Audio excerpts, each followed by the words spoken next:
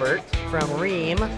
He is the, what do they call you, the water heater pirate? Rheem Pirate. The Rheem Pirate. I love it. All right. He's going to walk us through a little bit about these heat pump water heaters. Now, we do a lot of these in the Southwest, but I'm always shocked how few of people actually have even heard of the hybrid water heater, especially in the Southwest where it's pretty Yeah, ideal. and believe it or not, it's actually been around since 2008. Yeah, right. And hybrid technology has been around way before that. Right. So basically what you got here is a hybrid water heater. We have a hybrid and a heat pump system. So in the hybrid system, basically what you got from the logo down is a traditional 240 volt water heater that acts as a backup for the heat pump. Right. So that way you have a better recovery and of that nature. But from the logo up, I like to call it the reverse refrigerator. Okay. See, everybody knows how the refrigerator works. You put a hot sandwich in there, 3 hours later you get it, it's cold. It's cold. So what it does is it takes that heat out of that sandwich and dispenses it out into the air. Just moves that, right. So what we do is we just do that in reverse. So we utilize the air, the warmer the air, the better, faster recovery.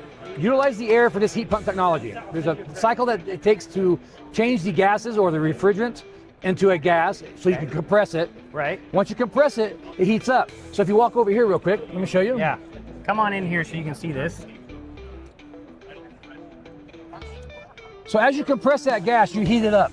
Right. So that refrigerant is transferred through these coils to the bottom and it cycles through. That's 160 degrees of temperature transferring into that tank. If you look how thick the foam is, Yeah. the coils are on the tank and the foam wraps that. So you get instant transfer, right? Once it goes through a cycle, then it just reverses and goes back through the cycle again. Okay. So that 160 degrees is what makes the water hot from the heat pump side. Right. So if you have a air issue, like colder air, lower delta for the water going in, the elements are good there for kickback to help with that efficiency, recovery. So that's called high demand mode. Right.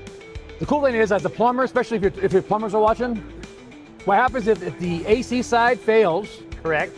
it'll actually set off a code, an alarm, let the homeowner know. Right. But the elements kick in, so they aren't without hot water. Right. And it does it in reverse. So if the elements are on, one goes bad, the heat pump kicks in. The heat pump kicks on. Right. And so I'll have you explain a little bit about the modes, but for those watching that aren't familiar with this technology and they're thinking that just seems complicated, why would I do that? Why would I want that heat pump? First of all, the heat pump is fairly simple, right? Like you said, it's been in refrigerators forever. Right. But why would we want that? Efficiency. Okay, so efficiency, let's talk a little bit to that. How much more efficient are we talking? All right, so your traditional electric water here is 0.93 efficiency. And then a gas is about 0.60. Okay. So when you think about efficiency, or the code number is UEF, Uniform Energy Factor. That's a dollar bill. So for every dollar that the customer spends to heat up water, 93 cents is used in the electric, they lose 7 cents. Right. And gas is 60, so they lose 40 cents. Right. Our top tier product goes to 4.0%, which means every dollar that the homeowner spends, they get $3 of free hot water. Right. It's huge. So if you go out and look at little yellow stickers on appliances, that's what it's all about. What does it cost the consumer to run this product? Exactly. So you compare that sticker to a regular one and this one, you'll see the big difference. Awesome.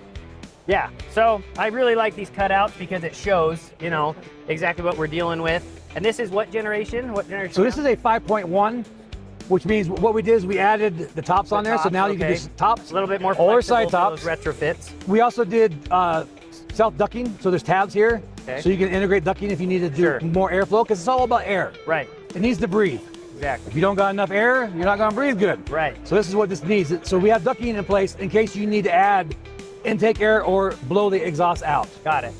Now, in Arizona, right, especially in the Phoenix area where the majority of our customers are, most of these are gonna be found in the garage or utility room where we have an abundance of hot air. So the cooling factor on them for us is actually awesome, right? Because it throws that cold air into that space. Right, so what the system does is it takes the hot air or the air heat out of the air, displaces it on the exhaust, but you have a degree difference of 10 to 15 degrees. Right. So it's not an air conditioner. Right. But so if you have a garage that's 100 degrees, your exhaust air is gonna be 85 degrees. Got it. So you don't want that going into a man cave. Right. Right?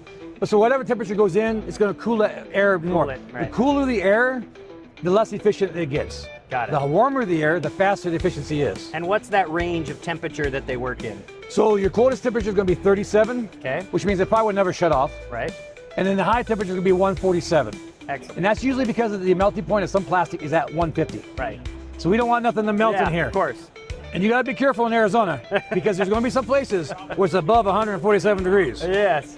Okay, now just talk briefly about the modes. I know there's different modes on these Proterra models. Right, so what you're gonna have is you're gonna have your heat pump only mode, which means if you hit that, only the heat pump works, there's no backup. Now, if there's something happens to the unit and it fails or something happens, it will automatically kick in as a reserve backup. Right. The other one's gonna be energy saver. This one comes pre-installed with energy saver, but you gotta make sure you put it out of energy saver when you first install it. I recommend that, and go in high demand. So that way when the plumber leaves the building, they have hot water. Well, that's good to know. And I know Robert trains plumbers on these, so that's probably something that you give them. I didn't know that, but yes, that's great to know. So the other one's gonna be your high demand, like I just mentioned. Yeah. So what happens there is you got almost 6,000 watts of power heating your water. Oh, wow, phenomenal. So that means that's actually the fastest recovery water here on the market. It's faster than your standard. You can do a 50 gallon in 25 minutes. Yeah, that's electric is 45, gas is anywhere between 35 and 45. That's awesome. And then of course you got vacation mode. Oh, so it does not shut off. It stays on at 65 degrees. Okay, so it doesn't go down to super cold. Well, there you have it, Robert. That's awesome. I appreciate you walking us through that. Yeah, anytime. This has been awesome. The AHR 2026 here. We're excited to push a lot more of these out to our market this year. Our customers have loved these for years. Absolutely. Yeah. And like I said, I'm always shocked how few people have even heard of them. So we're excited to push that out that much more. And there's new incentives in Arizona in our market, up to $2,500 that between the utility and the state. That can go towards the installer. Oh, absolutely. So. And like I said, the same as this is the only unit on the market that actually pays for itself over a short period of time. Yes. Everything else costs you every day. Exactly. Yep. Well, hey, appreciate it. Sure. We love it. And coming at you live from AHR. All right. All right, brother.